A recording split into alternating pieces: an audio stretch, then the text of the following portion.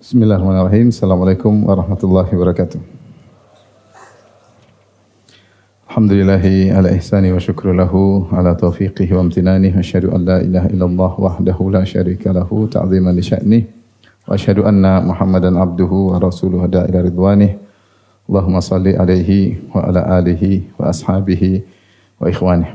Hadirin dan hadirat yang dirahmati oleh Allah Subhanahu wa taala. Kita lanjutkan bahasan kita dari kitab Talbis Iblis, dan sekarang kita akan bahas tentang tipuan syaitan terhadap orang kaum Sufiyah, Telah kita singgung pada pertemuan sebelumnya tentang khilaf di kalangan para ulama dan juga para kaum Sufiyah tentang asal muasal kata Sufiyah, ya. Ada beberapa pendapat, bisa kita kenal 5 pendapat, saya tuliskan di layar. Yang pertama, nisbah kepada seorang yang dikenal dengan sufah, yaitu sekelompok orang atau seorang yang dikenal dengan sufah, gelarnya adalah sufah dan namanya adalah Al-Ghawth bin Mur. Yang di zaman jahiliyah, orang ini mengkhidmatkan dirinya kepada Al-Masjidil Haram di zaman jahiliyah, sehingga dia pusatkan waktunya, hari-harinya untuk berkhidmat kepada Masjidil Haram. Maka orang-orang Sufiyah katanya di antara pendapat menisbahkan mereka kepada orang ini yang dikenal dengan sufah. Maka nisbah kepadanya sufi. Ini pendapat pertama. Pendapat kedua, nisbah kepada penghuni sufah, ahlu sufah, ya. Namun ini dikritik oleh Ibnu Jauzi secara bahasa. Kalau nisbah kepada sufah harusnya sufi, padahal yang dikenal adalah sufi, ada wawunya. Karena sufah itu bukan sufah tapi sufah. Kalau nisbah kepada jadinya sufi, ya. Paham ya? Sehingga tidak tepat dinisbahkan kepada ahlu as-sufah. Pendapat ketiga, katanya nisbah kepada sufanah, yaitu semacam tumbuhan. Karena disebutkan kaum Sufiyah ini suka mencabut tumbuhan tersebut di padang pasir. Namun ini juga dikritiki oleh Ibnu Jauzi. Beliau mengatakan kalau nisbahkan kepada sufanah maka harusnya menjadi sufani, bukan sufi tapi sufani. Tetapi yang terkenal sufi bukan sufani. Pendapat yang keempat, sufi nisbah kepada safwatul qafa, yaitu rambut yang tumbuh di belakang leher. Sehingga orang yang disebahkan kepada rambut tersebut seakan-akan seorang sufi menggiring orang kepada Allah Subhanahu wa taala, itu al-haq, memalingkan orang dari makhluk. Jadi ketika dinisbahkan kepada rambut-rambut di leher seakan-akan orang mengikuti. Sehingga mereka mengatakan sufi yaitu orang yang memalingkan manusia dari makhluk menuju kepada Allah Subhanahu wa taala. Maka nisbahnya sufi. Ini secara bahasa oke. Karena sufah nisbahnya sufi. Kemudian yang kelima, nisbah kepada bulu domba, suf. Bulu domba apa? Suf, ya, wool, ya. Karena mereka awalnya memakai pakaian dari wool, sehingga namanya sufi. Nisbah kepada pakaian mereka yang terbuat dari wool, yang kalau berkeringat mengeluarkan bau yang tidak enak. Sebagaimana pernah dialami oleh Nabi dan para sahabatnya. Nanti akan kita singgung. Ini pendapat terkait dengan kenapa disebut dengan sufi. Tapi intinya Ibnu Jauzi menjelaskan bahwasanya ketika beliau menjelaskan sejarah muncul Sufiyah, intinya kaum Sufiyah ini pada asalnya adalah kaum yang zuhud, ya. Kaum yang zuhud. Saya bacakan di sini kata Ibnu Jauzi, wa hasiluha, intinya setelah beliau menjelaskan panjang lebar tentang khilaf masalah bahasa secara etimologi tentang kata sufi. Beliau menjelaskan, inna tasawuf indahum riyadatun nafs. Intinya tasawuf atau sufiyah di sisi mereka ada pelatihan jiwa. Wa mujahadatu tab' bi raddihi anil akhlaqi ar-radhilah, dan berusaha untuk berjuang menolak perangai dari akhlak-akhlak yang buruk, wa hamlihi 'alal akhlaqil jamilah, dan berusaha membawa perangai atau tabiat kepada akhlak-akhlak yang indah. Seperti apa? Minaz zuhud, seperti zuhud, al-hilm, yaitu sikap sabar atau bijak, was-sabri wal ikhlas, yaitu ikhlas, sabar, was-sidq, jujur, ila ghairi dzalika minal khisalil hasanati allati tuksibul madaiha fid dunya wa thawaba fil ukhra. Sifat-sifat yang mulia ini yang akan mendatangkan pujian di dunia dan juga pahala di akhirat. Ini hakikat sufiyah sebenarnya. Asalnya sufiyah seperti ini, yaitu usaha untuk melatih jiwa, melatih diri, ya, untuk menghilangkan perangai. Karena jiwa ini ada perangainya, perangai-perangai buruk dibuang. Seperti hasad, seperti dengki, cari muka, ingin dipuji, dan seterusnya dikeluarkan. Tidak sabar, suka marah. Kemudian memaksakan jiwa untuk berakhlak dengan akhlak yang mulia. Seperti zuhud, yaitu zuhud kepada dunia, tidak tertarik dengan dunia. Seperti sabar, seperti hilm, tidak mudah membalas, sabar, ya. Seperti ikhlas, dan lain-lain yang merupakan akhlak-akhlak yang mulia. Perangai-perangai yang mulia yang ini menyebabkan mereka dipuji di dunia dan juga mereka mendapatkan ganjaran di akhirat. Kemudian kata Ibnu Jauzi pada halaman berikutnya, wa ala hadza kana awailu al-qaum. Demikianlah awalnya mereka. Ini perhatikan sini, ini saya bahas tentang sejarah muncul sufiyah. Asalnya sufiyah pertama kali muncul seperti itu.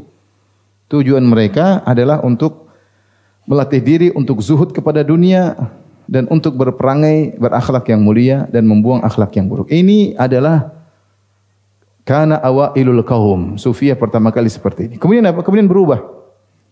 Perhatikan. Kemudian berubah. Saya tulis itu, lalu iblis menggoda mereka dengan dalam banyak hal. Semakin bertambah zaman, semakin parah sehingga puncaknya pada orang-orang belakangan. Baik. Kata Ibnu Jauzi, dulunya seperti ini. Falabbasa iblisu alaihim fi asya'a. Maka iblis pun menipu mereka, membuat mereka rancu dalam banyak hal. Thumma labbasa alaman ba'dahum min tabi'ihim. Kemudian lebih parah lagi, iblis menipu lagi orang-orang yang datang setelah generasi tersebut. Fa kullama madha qarnun zada tam'uhu fil qarni tsani. Jika generasi sudah lewat, maka iblis semakin menggoda generasi berikutnya. Fazada talbisuhu alaihim. Iblis semakin menipu mereka. Ila an tamakkana minal mutaakhirin ghayatat tamakkun, sampai iblis benar-benar menguasai pada kaum sufiyah belakangan, yaitu di zamannya Ibnu Jauzi, mungkin abad ke-6 atau abad ke-7 ya. Semakin parah dia bicara tentang kaum sufiyah di zaman beliau. Jadi kemudian Ibnu Jauzi menyebutkan tentang model-model godaan iblis. Jadi Ibnu Jauzi menyampaikan awalnya sufiyah itu bagus karena ingin berakhlak mulia, tapi lama-lama semakin menyimpang dan semakin parah di zaman beliau. Sama di zaman beliau, sama sekarang juga sama-sama parah ya. Beliau sebutkan di antara model-model tipuan iblis kepada mereka, kata beliau, faminhum, saya sebutkan ada sekitar 4 ya. 4 model mereka. 1, 2, 3, 4 ya. Kata Ibnu Jauzi rahimahullah taala, faminhum man arahu annal maqsuda min dzalika tarkud dunya fil jumlah. Di antaranya ada yang iblis menggambarkan kepada kaum sufiyah, yang dimaksud dengan sufiyah hakikatnya tasawuf itu adalah meninggalkan dunia secara global atau secara totalitas, tinggalkan dunia. Akhirnya apa? Mereka terjebak. Mereka menganggap sufi itu yang benar, zuhud yang benar, meninggalkan dunia. Farafadhu ma yuslihu abdanahum. Akhirnya mereka menolak hal-hal yang bisa bermanfaat buat jasad mereka. Mungkin pakaian yang bermanfaat mereka tolak, makanan yang bermanfaat mereka tolak. Padahal hukum asalnya apa? Boleh. Tapi karena mereka menganggap ini bukan sufiyah. Sufiyah harusnya meninggalkan ini semua. Sehingga mereka menganggap meninggalkan makanan tersebut, meninggalkan pakaian tersebut yang bermanfaat bagi badan mereka adalah kesalahan. Tidak boleh. Itu adalah ibadah. Ibadah dengan meninggalkan itu semua. Wa syabbahul mala bil aqarib. Akhirnya mereka menyamakan harta seperti kalajengking. Wa nasau annahu khuliqa lil masalih. Mereka lupa bahwasanya harta itu diciptakan untuk kemaslahatan. Ya, Ibnu Jauzi pernah singgung, bukankah bangun masjid butuh harta? Itu tidak. Naik haji butuh harta enggak? Butuh harta. Dakwah butuh harta enggak? Butuh harta. Kamu kawin butuh harta enggak? Ngurus anak butuh apa? Harta. Harta itu diciptakan untuk kemaslahatan. Benar, kita zuhud pada dunia, tapi bukan berarti menolak semuanya. Wa balagu fil haml ala an-nufus.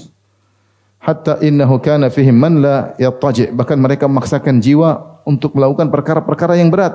Sampai-sampai di antara mereka ada yang tidak mau berbaring, tidak mau. Ya. Dia maunya tidak, kalau berbaring kayaknya tidak benar.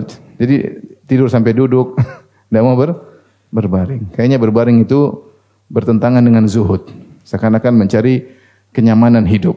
Dia tidak mau berbaring.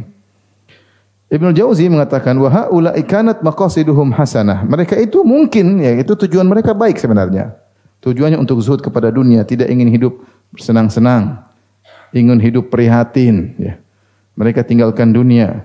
Ghairu annahum ala ghairil jaddah, hanya saja mereka tidak menempuh jalan yang benar.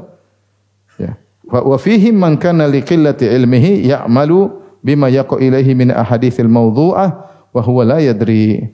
Di antara mereka karena sedikitnya ilmu, akhirnya dia mengamalkan hadis-hadis palsu dan dia tidak sadar. Kenapa dia sampai kayak gitu? Sampai tidak mau terima dunia, sampai mungkin tidak mau berbaring, sampai menolak pakaian, menolak makanan. Karena ada hadis-hadis palsu yang memotivasi untuk hal tersebut. Padahal itu hadis-hadis apa, palsu. Dan hadis palsu tidak boleh diamalkan. Bahkan dilarang untuk disebarkan. Dilarang untuk disebarkan. Ya. Rasulullah SAW bersabda, "Man kadzdzaba alayya muta'ammidan falyatabawwa maq'adahu minan nar." Siapa yang berdusta atas namaku, siapkan kapeling di neraka. Ya. Ya. Siapa yang meriwayatkan hadis dariku, ya, dan dia tahu itu hadis palsu, wa huwa ahadul kadzibain, maka dia adalah salah satu dari pendusta. Maka haram hadis palsu. Kalau kita, meskipun bukan kita yang bikin hadis palsu tersebut, kalau kita tahu ini hadis palsu, tidak boleh kita sebarkan, karena ini dusta atas nama Nabi Shallallahu Alaihi Wasallam. Tapi karena bodoh, kata Ibnu Jauzi, niatnya baik tapi tidak punya ilmu, akhirnya terjebak dengan hadis-hadis palsu, akhirnya mensikapi dunia seperti itu. Tapi ini contoh model talbis iblis yang pertama. Model talbis iblis yang kedua, yaitu mulai sebagian orang pembahasan terkait dengan al-wasawis wal khatarat. Itu persangkaan apa yang melewati hati, apa bahasa Indonesia ya, apa namanya, lintasan-lintasan hati, mulai dijadikan bahan pembicaraan. Kata Ibnu Jauzi, kedua, summa jaa aqwamun fatakallamu lahum fil ju'. Kemudian datanglah kaum-kaum yang lain, kaum sufiah yang lain. Mulailah mereka berbicara tentang lapar, al-faqr, kemiskinan, wal wasais wal khatarat, dan apa, bisikan-bisikan dan lintasan-lintasan hati. Wa sannafu fi dzalika, dan bahkan mereka menulis buku tentang hal ini, tentang al-wasawis wal khatarat, tentang lisan-lisan hati. Ya, bukan cuma sekarang bicara tentang keutamaan lapar dan miskin, tapi mulai bicara tentang apa? Hati, lintasan hati, hal-hal yang melewati hati. Bahkan mereka menulis buku tentang hal ini, di antaranya Al-Harith Al-Muhasibi, salah seorang ahli ilmu di zaman tersebut yang terjebak dalam beberapa kesalahan, di antaranya terjebak dalam kesalahan sufiyah dan juga dalam beberapa masalah sifat. Dia menulis buku tentang hal ini. Kemudian berkembang lagi, kata Ibnu Jauzi, di antara tipuan iblis datang waja'a akharun, datang lagi model yang lain, model kaum sufiyah yang lain. Fahadzabu madhhab tasawuf, maka mereka mulai mengatur, merapikan madhab sufiyah. Wa afraduhu bi sifatin mayazuhu biha min al-ikhtisasi bil muraqqa'ah was sama'i wal wajdi wal raqsi wat tasfiq. Lantas mereka ingin menjelaskan namanya. Tasawuf itu memiliki sifat-sifat khusus yang tidak dimiliki oleh yang lainnya. Apa sifat-sifat khusus? Mereka, tasawuf itu begini. Tasawuf itu pada istilah-istilah. Ada langkah-langkah, tahapan-tahapan yang harus dilakukan. Baru disebut seorang apa? Sufi. Adapun antum-antum ini bukan sufi, kan antum biasa-biasa aja, paham? Jadi harus ada aturan-aturan yang mereka jalankan. Akhirnya mereka mengatakan apa? Seperti al-muraqqa'ah. Muraqqa'ah itu pakaian yang ditambal-tambal, paham? Tambal jahit, tambal jahit, tambal jahit. Sampai di sebagian negara lain seperti Aljazair atau negara-negara Arab, pada kaum sufiyah ciri mereka pakai baju tambal-tambal. Sehingga warnanya merah, kuning, hijau, di langit yang biru, macam-macam. Kemudian ungu, macam tambal-tambal, segini, segini, segini. Mereka pakai. Bahkan tambalan itu ada ijazahnya dari syekhnya. Kemudian ini ijazah tambalan, tambal. Apakah Nabi dulu demikian? Benar, Nabi awalnya demikian. Bukan sengaja nambal-nambal, karena memang baju tidak punya, sehingga perlu ditambal-tambal. Saya bacakan hadisnya.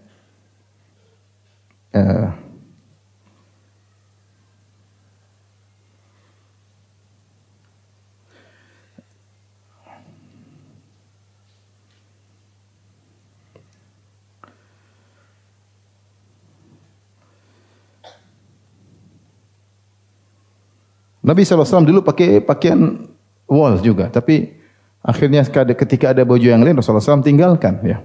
Ketika dalam kondisi sulit. Apa kata Abu Musa al-Asy'ari radhiyallahu anhu, beliau berkata kepada putranya Abu Burdah, "Lau syahadtana wa nahnu ma'an nabiyyina sallallahu alaihi wasallam." Seandainya kau melihat kami ketika kami bersama Nabi sallallahu alaihi wasallam, "Idza asabatnas sama'u hasibta anna rihana rihadh dhani." Kalau kami terkena hujan, kau dekat-dekat kami, kau akan menyangka bau kami seperti bau kambing. Kenapa bisa demikian? Innama libasuna suf, karena kami dulu pakai baju dari wol. Sehingga kalau kena air, keluar bau yang tidak enak.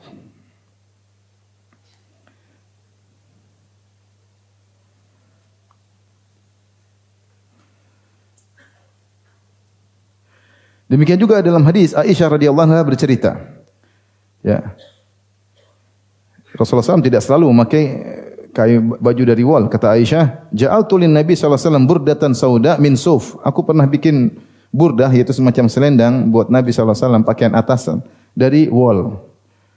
Ya. Kemudian warnanya hitam, ya. Falabisaha, maka Nabi pun pakai baju tersebut dari wol. Falamma araqa wajada riha suf qadhafaha. Ketika Nabi berkeringat, Nabi cium bau tidak enak. Karena keringat tersebut bercampur dengan air, kalau kena baju tersebut akan menimbulkan bau kambing, bau wol. Ya, mungkin dulu disamak tidak seperti sekarang, samakannya sempurna. Ya, dulu ya mungkin sederhana, pengolahannya sederhana. Jadi kalau kena air atau kena keringat jadi apa? Bau. Apa kata Aisyah radhiyallahu ta'ala anha? Qadhafaha. Maka Rasul pun membuang baju tersebut, tidak mau pakai. Kenapa? Karena menimbulkan bau yang tidak enak. Wa kana yuhibbur riha thayyibah. Rasulullah SAW suka bau yang enak. Jadi Rasulullah pakai terpaksa, paham?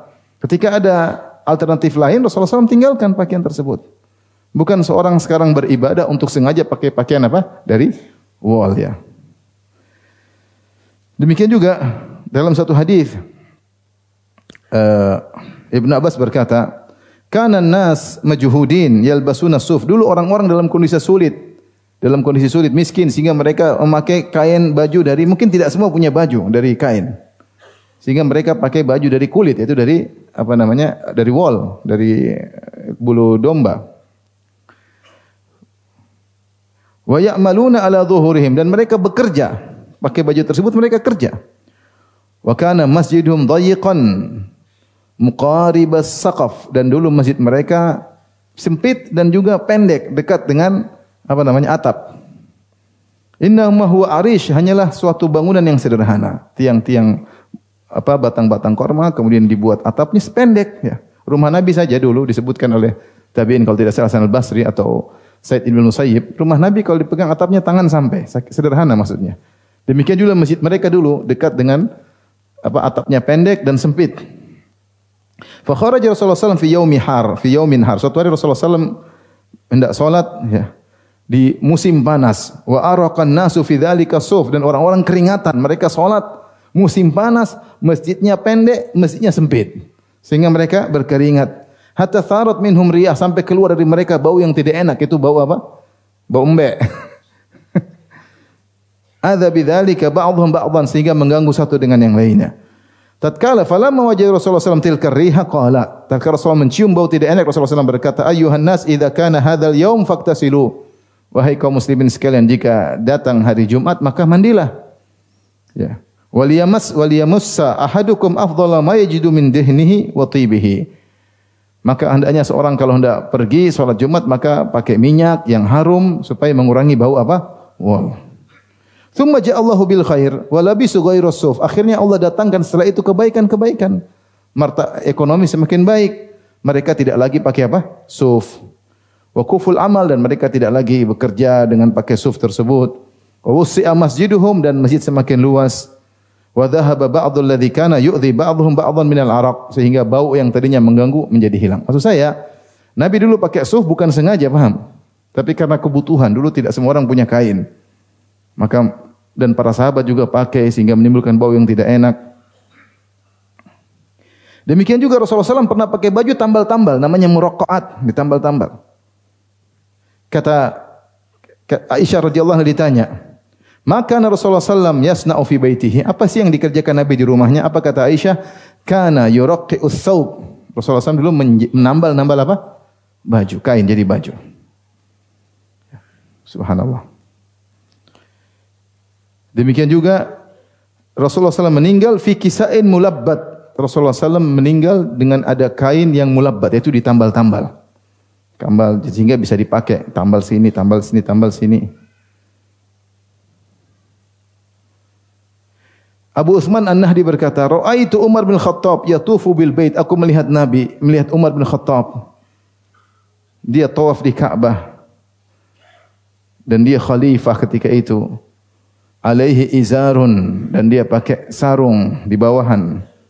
Fihi ithnata asyrata riq'ah, ada 12 tambalan, dan dia khalifah. Paham? Miskin. Tidak kayak kita. Mau umrah punya apa? Izar sendiri. Habis umrah buang. Umar bin Khattab radhiyallahu anhu, kain sarung bawahannya 12 tambalan. Ihdahunna bi adimin ahmar, salah satunya dari kulit, ya, kulit yang disamak berwarna merah. Jadi tambalan-tambalan. Jadi mereka dulu para sahabat, mereka nambal tuh karena terpaksa, paham? Daripada kain mungkin tidak cukup, ada yang robek ditambal, ada yang robek ditambal. Bukan sejak awal datang ke tukang jahit bikin tambalan, paham? Nah, ini masalah sebagian sufiah sekarang, mereka sengaja bikin pakaian mereka apa? Tambalan-tambalan. Ada sebenarnya di internet gambar mereka. Jadi mereka baju mereka merah, kuning, hijau, warna kuning, hijau, kemudian warna-warni, sini tambal-tambal, ada berapa tambalan, tambalannya pakai ijazah. Kemudian mereka kumpul satu grup sufiah tambalan-tambalan. Kalau orang lihat seperti lagi ikut pameran. Bukan itu. Bukan itu. Kemudian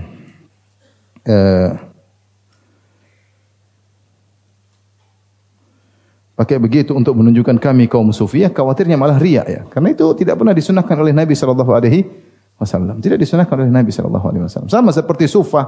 Bukan Rasulullah SAW suruh tinggal di sufah. Sufah itu kenapa dulu sahabat tinggal di sufah? Karena mereka enggak ada tempat tinggal. Enggak ada tempat tinggal, enggak ada tempat numpang. Ketika mereka sudah mulai makmur, mereka tinggalkan semua. Tidak ada lagi tinggal di sufah. Itu kebutuhan. Jangan dijadikan itu adalah sarana untuk apa? Ibadah.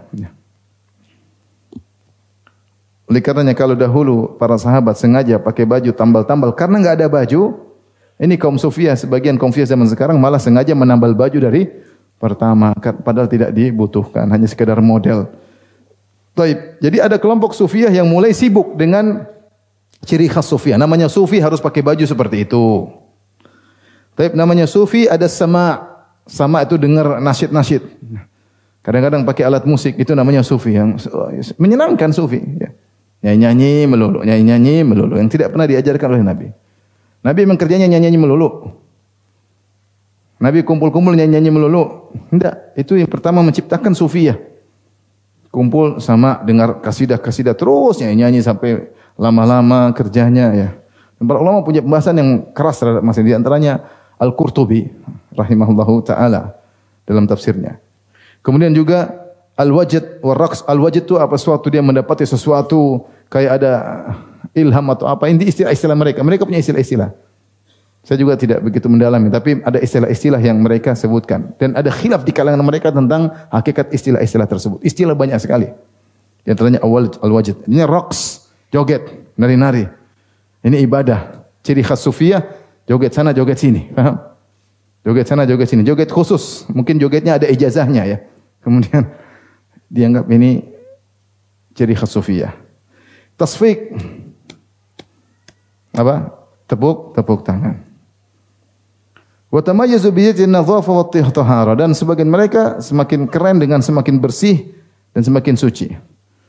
Thumma ma zala al-amru yanmu, kemudian perkara semakin berkembang, semakin parah. Wal asyakhu yad'una lahum awda'an wa yatakallamu fi biwaqi'atihim. Mulailah guru-guru mereka mulai bicara tentang suatu hal, kondisi-kondisi hati, bukan cuma sekedar gitu-gitu aja, tapi mulai bicara tentang istilah-istilah sufiyah, kondisi-kondisi tertentu, kondisi-kondisi hati, mulai kalau kamu begini. Yattafiqu wa yattafiqu ba'dhum 'anil ulama, dan semakin parah ternyata mereka jauh dari para ulama. Bagaimana mau ditegur? Bagaimana mereka mau tahu mana yang benar, mana yang salah jika mereka jauh dari ulama? Bal ru'yatuhum ma hum fihi awfa al-ulumi hatta sammauhu al-ilm al-batin. Bahkan mereka menganggap mereka lebih hebat daripada para ulama. Karena ulama hanya belajar ilmu zahir, adapun mereka punya ilmu batin. Wa ja'alu ilmu syariah ilmu zahir, sehingga mereka mengatakan ilmu syariah ilmu zahir. Ini maksudnya Ibnu Jauzi menyebut tentang perkembangan sufiyah, tidak seperti zaman awal yang intinya zuhud kepada dunia, berusaha berakhlak mulia. Sekarang berkembang dan aneh-aneh, mau joget lah, inilah, dengar kasidah lah, kemudian mulai mendapati inilah, macam-macam lah, gerakan-gerakan yang aneh-aneh. Berikutnya beliau menyebutkan yang keempat, ya. Wa minhum man kharaja bihil ju'u ilal khayalatil fasidah. Di antara mereka ada yang saking laparnya, sengaja lapar, melaparkan diri sampai akhirnya tidak stabil akalnya sehingga muncullah khayalan-khayalan yang aneh-aneh. Fada'a ishkal haqqi wal hayaman fihi. Kemudian dia mengaku bahwasanya dia rindu kepada Allah karena ada khayalan. Kata Ibnu Jauzi, "Faka'annahum takhayalu syakhsan mustahsana surah fahamu bihi wa haula'i bainal kufri wal bid'ah." Seakan-akan mereka menghayal Allah sebuah seseorang yang indah bentuknya sehingga mereka rindu untuk bertemu dengan sosok tersebut, sehingga mereka mengatakan kami isyq. Isyq itu rindu, apa? Rindu. Padahal biasanya isyq itu di suami kepada istri namanya isyq, ya, rindu, ya, hasrat, ya. Dan saya tidak, maksudnya bisa jadi bahwasanya jin main dalam hal ini. Sebagaimana saya pernah sebutkan ketika saya membahas tentang pengajian tentang wahdatul wujud, ya. Ya. Sebagaimana disampaikan oleh penulis kitab Al-Insan Al-Kamil, Abdul Karim Al-Jili, dia mengatakan, terkadang saya melakukan ini thariqah sufiyah tertentu sampai kemudian saya mengalami persatuan dengan Rabb, intinya kemudian ruh mulai keluar sehingga saya merasakan kelezatan yang luar biasa ketika itu. Ketika saya lepas daripada hal tersebut, tiba-tiba saya mendapati sudah ejakulasi. Saya mendapati diri sudah ejakulasi. Jadi menjelaskan bagaimana ketika dia mengalami wahdatul wujud, yaitu dia mensucikan jiwanya, kemudian jiwanya, ruhnya mulai naik, akhirnya bersatu dengan Allah dan macam-macam. Di situ dia merasakan puncak kelezatan, ya. Dan ketika dia sadar dari itu semua, dia mendapat dirinya sudah ejakulasi. Saya bilang ini orang ada setan seperti ini. Ada jin yang berperan sehingga dia merasa kelezatan dalam hal tersebut. Maka bisa jadi hal-hal yang mereka lihat, mereka yang berhasrat kepada Tuhan, rindu kepada Tuhan, karena kata Ibnu Jauzi seakan-akan dikhayalkan kepada mereka ada sosok yang tampan atau sesuatu yang menarik sehingga membuat mereka akhirnya rindu kepada sosok tersebut yang mereka anggap itu adalah Allah. Kemudian berikut yang kelima, kata Ibnu Jauzi, di antara mereka ada yang al-hululiyah, itu wahdatul wujud, ya, mirip dengan wahdatul wujud. Famin haula'i man qala bil hulul wa minhum man qala bil ittihad. Di antara mereka ada yang bilang berpendapat al-hululiyah, di antara mereka yang berpendapat dengan al-ittihadiyah. Tapi apa bedanya al-hululiyah al-ittihadiyah? Jadi masalah madhab bersatunya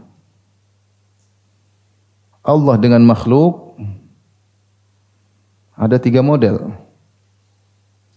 Pertama disebut dengan al-ittihadiyah. Al-ittihad itu persatuan atau menyatu. Yang kedua disebut dengan al-hululiyah. Itu menempati, maknanya menempati. Yang ketiga namanya wahdatul wujud. Yaitu kesatuan zat wujud. Apa bedanya ini secara istilah? Kalau maksudnya al-ittihadiyah, maksudnya adalah 2 zat yang bersatu. 2 zat yang bersatu. Seperti contohnya, ini kita secara bahasa. Contohnya seperti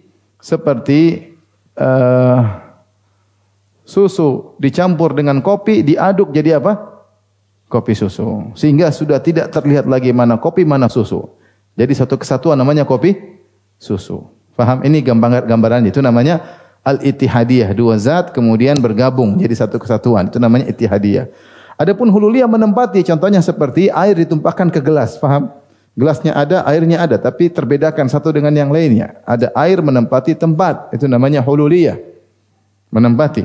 Wahdatul wujud yaitu bukan dua zat, satu zat tapi dilihat dari pandangan seperti dua atau tiga.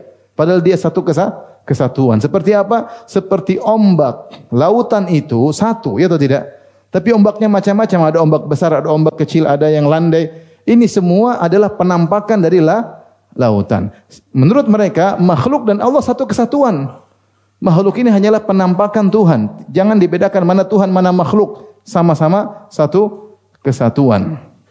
Namun enggak ada yang bisa lihat satu kesatuan ini kecuali orang yang ahli. Orang yang ahli, yang melalui latihan-latihan tertentu.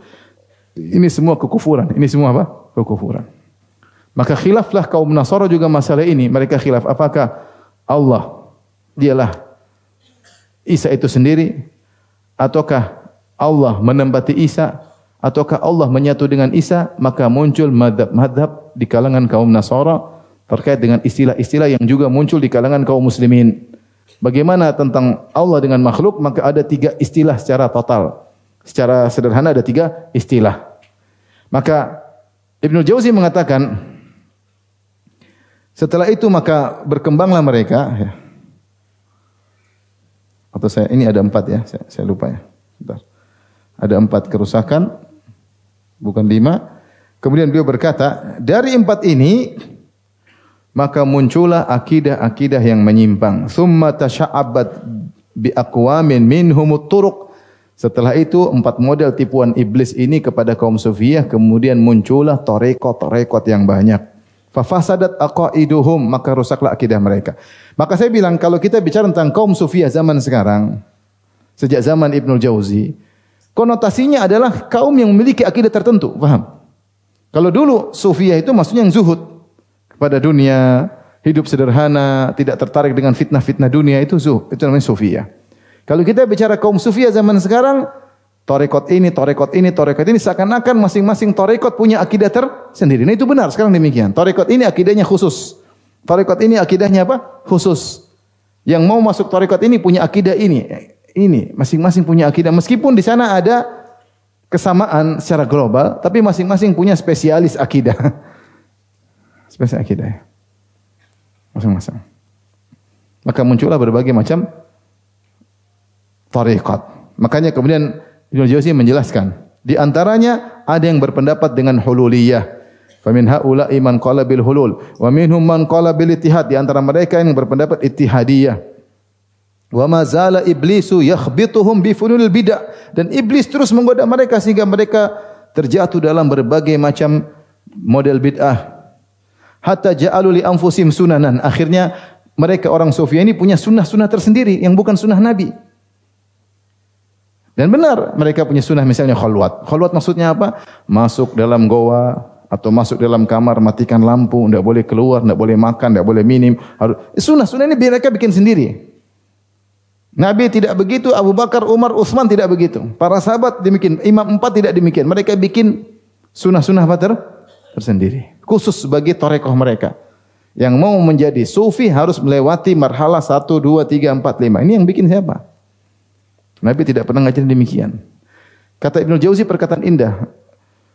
Wa ma zala iblisu yakhbituhum bi fununil bid'ah hatta ja'alu li anfusihim sunanan. Senantiasa iblis membuat mereka kacau balau dengan berbagai macam bid'ah sampai mereka bikin untuk diri mereka sunnah-sunnah spesial yang untuk mereka sendiri.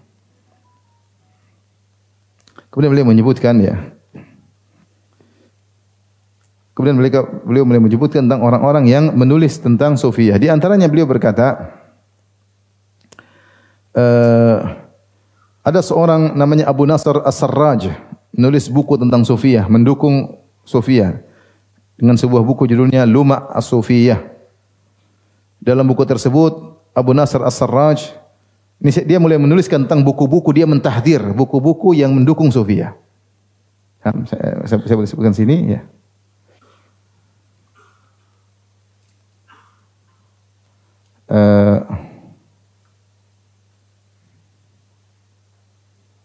Ibnu Jauzi rahimahullahu taala mentahdzir atau memperingatkan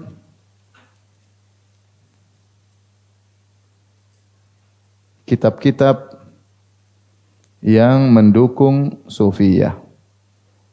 Tentu bukan sufiyah yang sebagaimana pemahaman awal, tapi sufiyah yang menyimpang, yang aneh-aneh, mendukung sufiyah. Di antaranya banyak. Dia sebutkan contohnya satu, misalnya dia sebutkan seorang namanya Abu Abdurrahman As-Sulami, ya. Abu Abdurrahman As-Sulami bikin hadis-hadis palsu yang mendukung sufiyah. Dia bikin buku.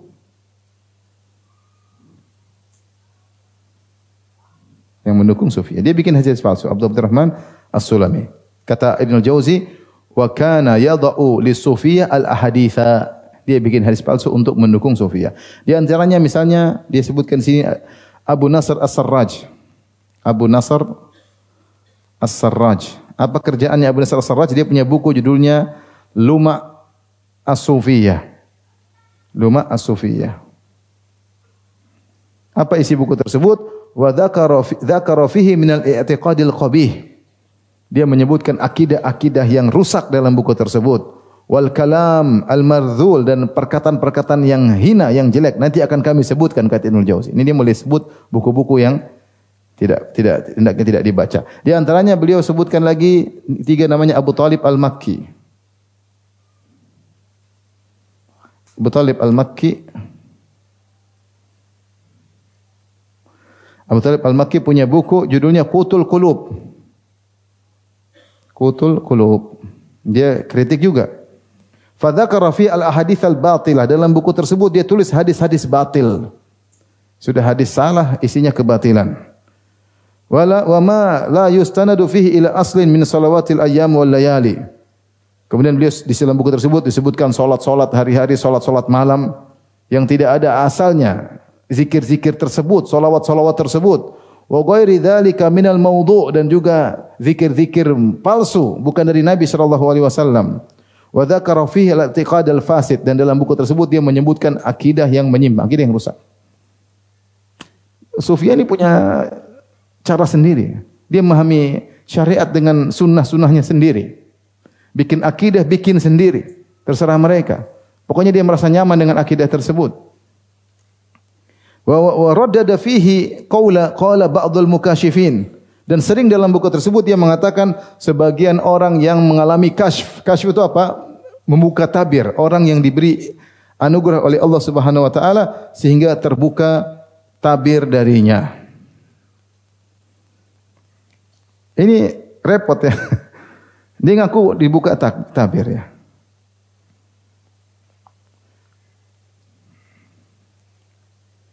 Sehingga terkadang bicara tentang masalah gaib. Di antara bentuk-bentuk al-kasyf, yaitu bahwasanya saya sedang mengalami kasyf, yaitu dibuka tabir dengan berbagai macam cara, disebut dengan al-kasyf. Di antaranya mereka mengaku al-kasyf terbuka tabir, kenapa? Karena mengambil ilmu langsung dari Nabi sallallahu alaihi wasallam. Apakah Nabi datang kepada mereka seketika dalam kondisi sadar ataukah dalam mimpi? Kasyf. Kalian tidak tahu tapi telah terbuka tabir padaku. Kok kamu dapat dibuka tabirnya? Nabi yang kasih tahu saya. Lewat mana? Lewat mimpi. Lebih parah, Nabi datang ketemu saya langsung. Repot. Sebagian Sufiyah menyangka Nabi masih hidup dan suka jalan-jalan. Ya.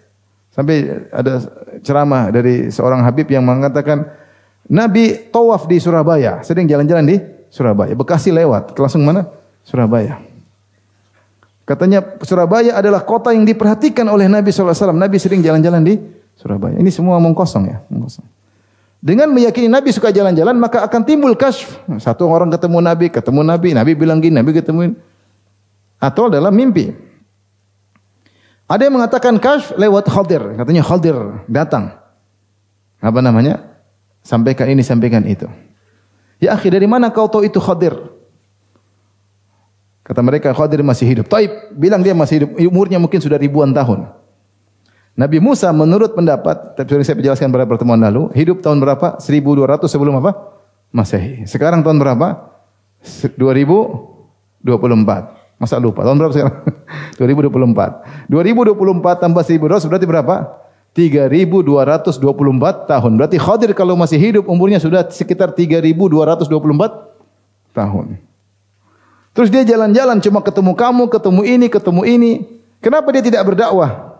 Khadir.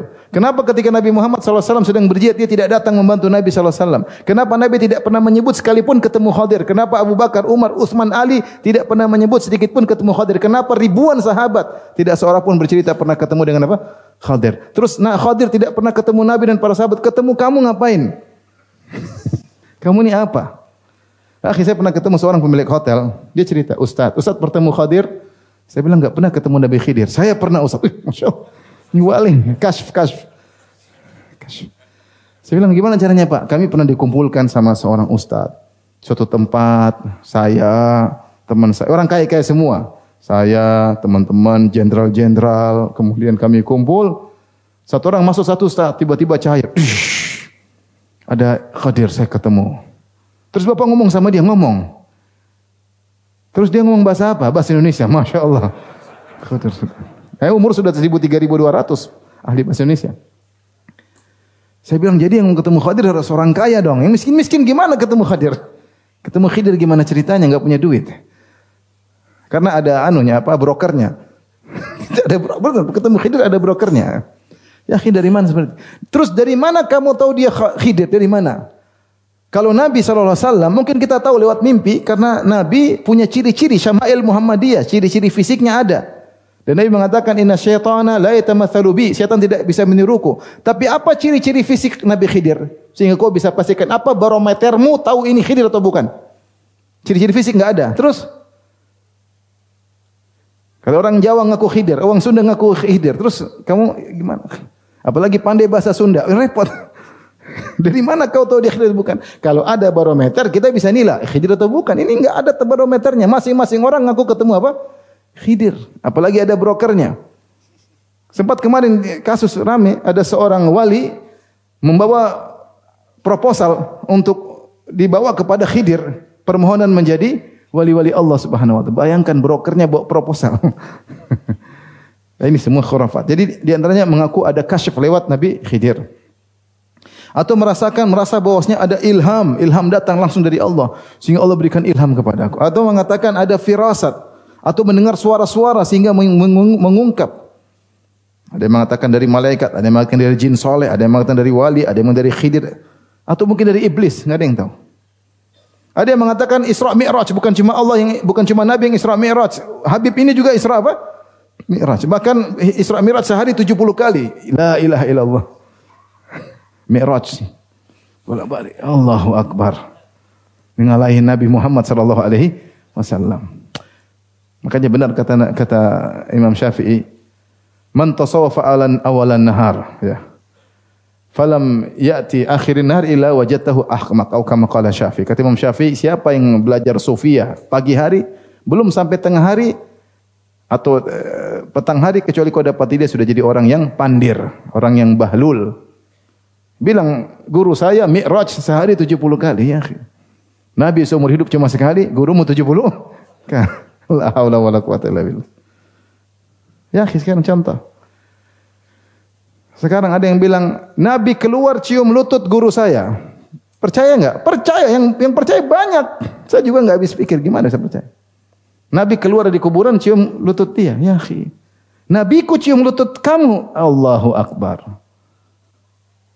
Ini perendahan terhadap Nabi Muhammad sallallahu alaihi wasallam. Afala taqilun, tidakkah kalian berfikir nabimu, Nabi terakhir, asyraful mursalin, Nabi paling mulia, manusia paling mulia yang pintu surga tidak terbuka kecuali dia yang mengetuknya. Keluar cium lutut kamu, ya akhi, taqillah.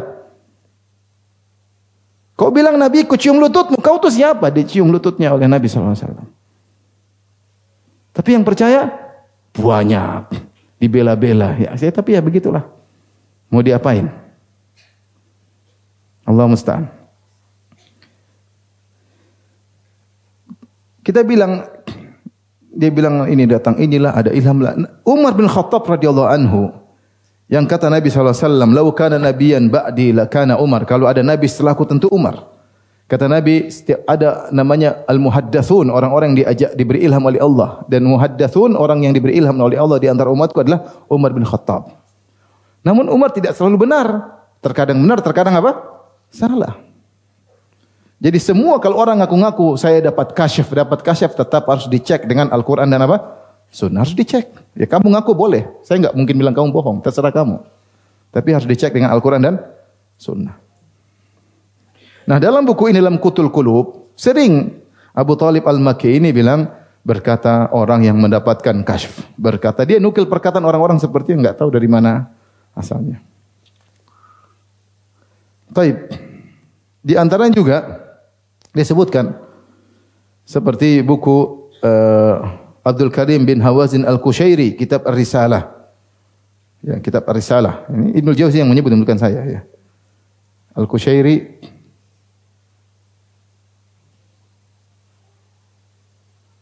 dalam kitabnya Ar-Risalah.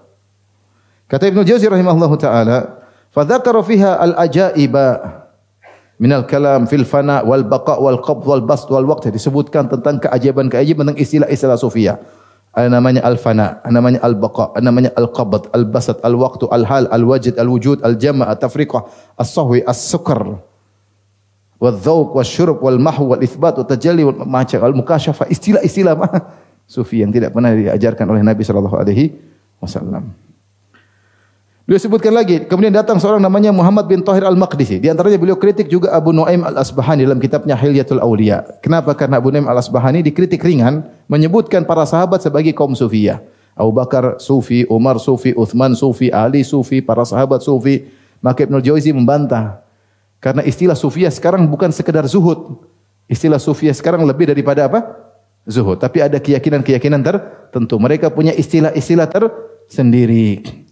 Istilah tadi, al-waqtu, al-hal, al-wajid, al-wujud, al-jam', at-tafriq, as-sahwu, as-sukr, al-dhawq, al-syarab, al-mukasyafa, al-waridat, al-waqi'at, banyak. Tapi kita lanjutkan. Ibnu Jauzi rahimahullahu taala menyebutkan buku-buku yang mendukung sufiyah sambil dia kritiki ya. Di antaranya beliau sebutkan buku Safwatu Tasawuf karya Muhammad Thahir Al-Maqdisi ya. Kemudian beliau mengingkari ya. Beliau berkata, "Fa dzakara fi asya'a yastahil aqil min dzikriha."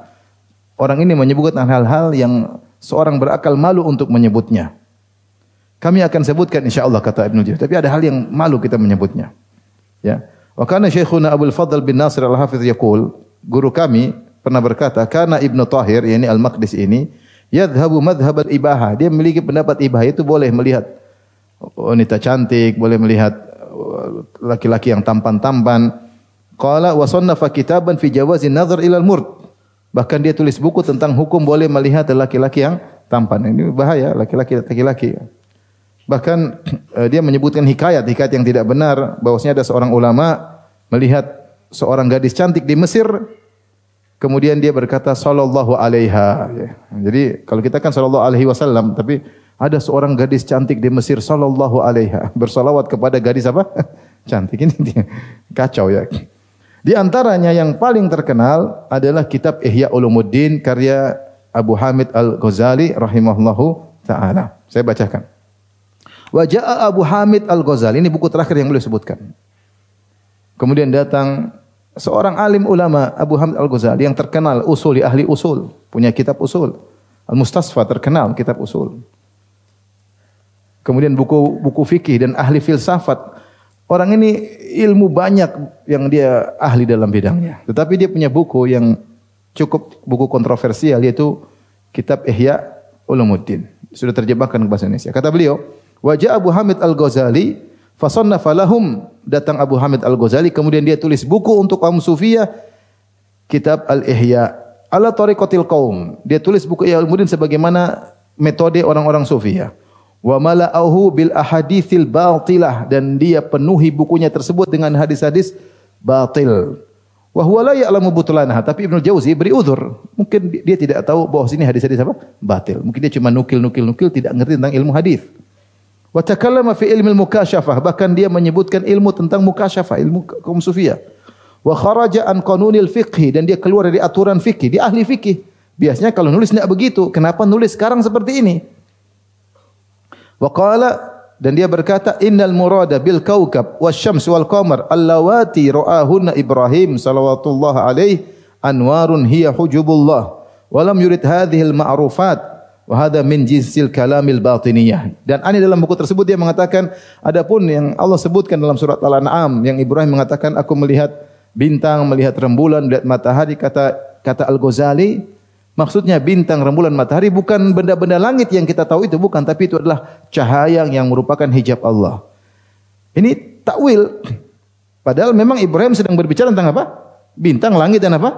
Matahari, karena banyak orang menyembah bintang, matahari dan rembulan. Tapi kata Al-Ghazali bukan itu yang dimaksud oleh Ibrahim, tapi maksudnya itu adalah hijab Allah.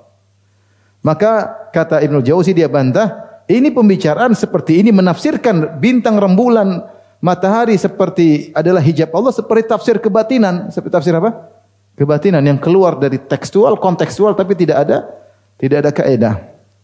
Wa qala fi kitabih Al-Mufsih bil Ahwal, punya buku lain Al-Ghazali, dia berkata, "Inna sufiyata fi yaqdhatihim yushahidul malaika." Kaum sufi itu dalam kondisi terjaga, mereka lihat malaikat.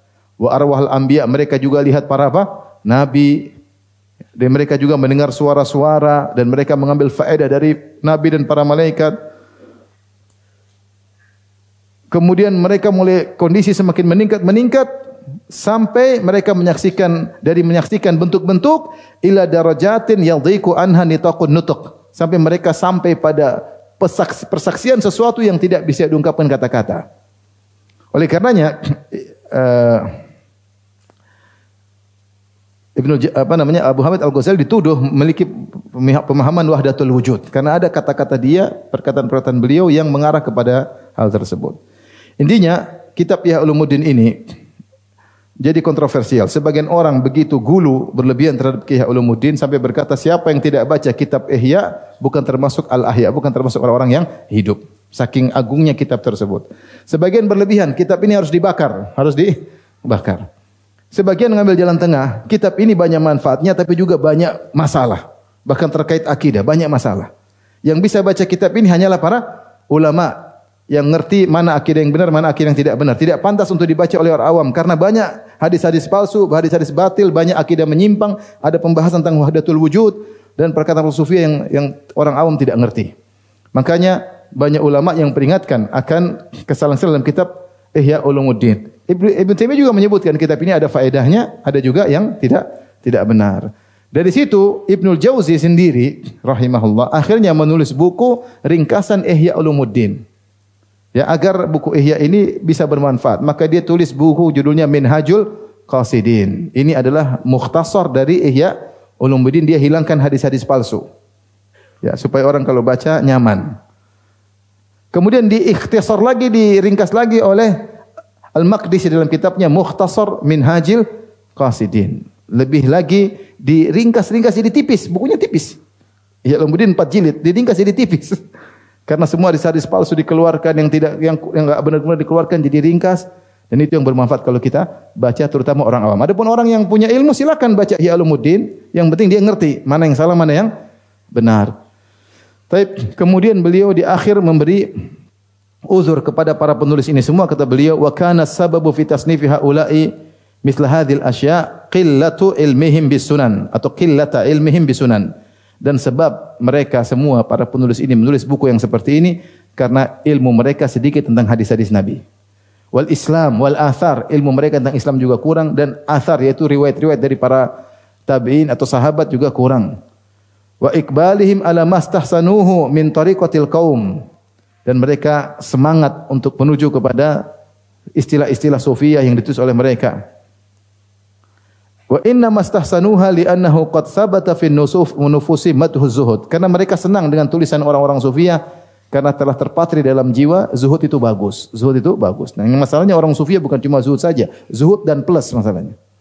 Wa ma ra'au halatan ahsana min halati haula'il qaum fi surah wala kalaman arqa min kalam. Karena lihat kondisi orang sufi kayaknya bagus, perkataan mereka kok indah-indah. Wa fi siyari salafi nau'u khusyunah. Adapun kalau baca tentang sejarah para sahabat kayaknya agak keras. Jihadlah, inilah, kencenglah. Mereka ini kalau baca yang sufi-sufi ini kayaknya nyaman. Hati ini nyaman. Kalau baca sirah salaf terkadang ada apa? yang agak kenceng. Bagaimana Umar bin Khattab tegas, bagaimana jihad tegas dan macam-macam. Tsumma inna mailan nasi ila haula'il qaum syadid. Dan kecondongan manusia kepada kaum Sufiyah sangat kenceng. Lima dzakarna min annaha tariqatun dhahiruha an-nadhafa wa ta'abbud. Kenapa? Karena tariqah, metode kaum Sufiyah zahirnya bersih dan zahirnya ibadah. Wa fi dhimniha ar-raha was-sama. Namun kenyataannya di dalamnya ada kenyamanan. Joget-joget, nyanyi-nyanyi. Sepertinya ibadah, padahal bukan ibadah, tapi intinya apa? Jadi orang senang. Kalau suruh ngaji, suruh ini susah. Mending nyanyi-nyanyi, kasidah-kasidah, semalam suntuk lebih nyaman. Makanya orang suka. Kalau suruh ngaji, suruh tulis, suruh mikir, suruh repot. Wattiba tamilu ilaiha, dan namanya jiwa cenderung kepada yang menyenangkan tersebut. Kemudian beliau tutup perkataan tentang masa beliau berkata, waqad kana awailu sufiyah yanfiruna minas salatin wal umara. Dulu kaum Sufiyah zaman awal mereka menjauh dari para penguasa, dari para amir, dari para sultan. Fasaru asdiqan. Sufiyah zaman sekarang teman-temannya sultan. Sufiyah yang dulu menjauh dari dunia, menjauh dari jabatan. Sufiyah sekarang malah jadi pencari apa? Kedudukan. Tapi demikian saja kajian kita. Insyaallah kita lanjutkan kesempatan yang lain. Pekan depan sepertinya libur ya. Pekan depan libur, isinya pekan depannya lagi insyaallah taala kita masih lanjut dengan tipuan syaitan terhadap kaum Sufiyah. Wabillahi taufiq hidayah. Assalamualaikum warahmatullahi wabarakatuh.